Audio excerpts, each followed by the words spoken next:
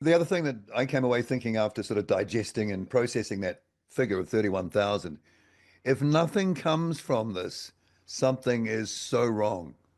Yeah, well, I think it depends on how you look at it and what happens from here. So for us, just getting people to send in their stories was not the end of the line. That's only just the first start of all of this. So we've got a process, we have an opportunity to use this process to educate the public of New Zealand. We've been told that elements of this, the inquiry and the discussions that will be happening going forward, are going to be transparent and publicly available. So we're going to keep pushing to ensure that that does happen, that there's some sort of video record of this stuff that can be then shared broadly and widely out there in the public.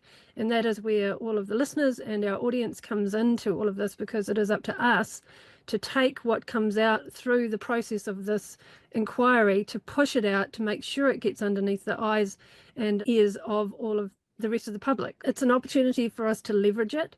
I don't expect that the inquiry itself is going to be the answer to anything here, but it allows us to have information available in a format that your everyday Kiwi is going to see as credible, because it's coming from a Royal Commission of Inquiry, not just some randoms over shouting on the internet. We want to use the credibility that comes with it to our own advantage, because with more awareness out in the public comes public pressure for accountability and making sure that these things don't ever happen again in the future. And that's why we're doing it.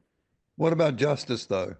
Yes, justice too, but that's not going to come through this process either, not directly from the inquiry. That's not what it's set up to do. So the justice part, I think, is further down the track. And that comes as a result of the people of the country realizing that what happened was terrible and it should never happen again. And those who were responsible for it need to face consequences. But I can't see that that's going to happen without enough of the public calling for it. So we have to use everything that's available to us as a tool to educate the public and generate that pressure.